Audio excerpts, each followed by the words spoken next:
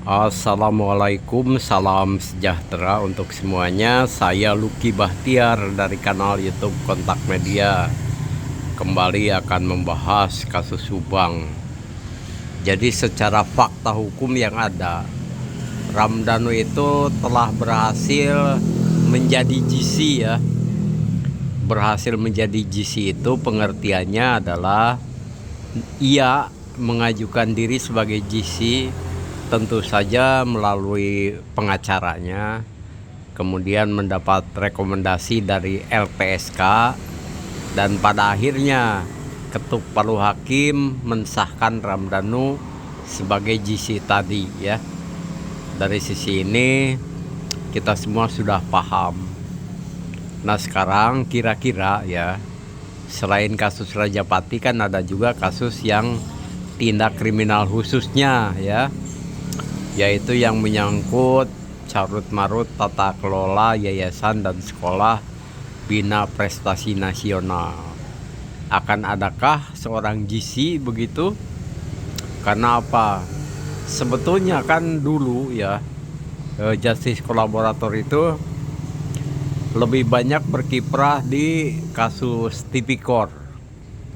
Kalaupun pada akhirnya ada di kasus pembunuhan, nampaknya ya seingat saya itu baru pada beberapa kasus saja. Di antaranya adalah pada kasus Sambo, kemudian terakhir ini di kasus Subang. Selain itu sekali lagi bahwa kebanyakan GC itu untuk kasus tipikor. Nah, salah satunya kan di kasus Subang ini ada tipikornya, konon demikian ya. Kalau kita melihat dari beberapa rumor yang ada, apakah nanti memang akan ada GC-nya? Nampaknya ke arah sana. Itu nampak terbuka lebar ya. Ada seorang GC untuk penuntasan kasus tipikor di kasus Subang ini. Siapakah GC-nya?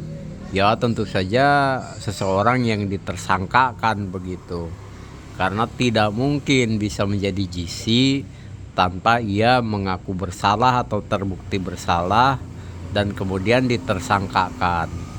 Nah setelah ditersangkakan barulah masuk pada prosedur yang tadi, mengajukan diri sebagai GC, kemudian nanti lakukan berbagai observasi ya oleh LPSK. Jika memenuhi syarat maka akan direkomendasikan dan masuklah ke persidangan, menunggu nanti bagaimana hakim memutuskan apakah yang bersangkutan itu sah sebagai GC ataukah ditolak begitu. Lalu kira-kira siapa ya yang akan menjadi GC, atau katakanlah kalau sekarang itu bakal calon atau calon GC ya untuk kasus Subang yang tipikornya ini. Dengar-dengar itu inisialnya adalah F begitu, Fanta. Jadi inisial ini ya, bukan nama. Karena kalau nama saya tidak berani menyebutkannya. Selain memang dari kode etik ya, kode etik informasi, sangat salah kalau saya menyebutkan namanya meskipun saya tahu. Nah kalau sekedar inisial seperti ini nampaknya sah-sah saja ya saya menyebutkannya. Ya teman-teman, saya mohon maaf nih kalau saya menyebutkan inisialnya.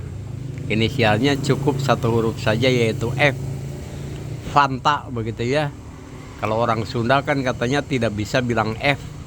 Saya coba nih bilang F, bukan P begitu.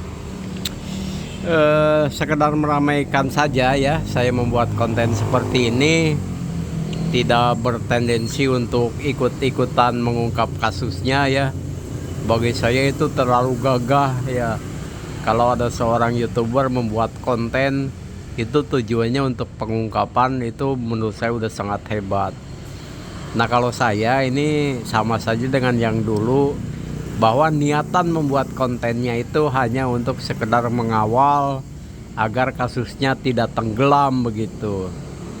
Kalau kasus Rajapati telah selesai, maka sekarang mari kita kawal kasus yang satunya lagi yang berkaitan dengan carut marut yayasan dan sekolah Bina Prestasi Nasional. Nah, begitu saja konten ringan dari saya dalam rangka tetap menjadi pemerhati atau pengawal kasus Subang. Saya Luki Bahtiar, mohon maaf apabila ada salah-salah kata. Wassalamualaikum.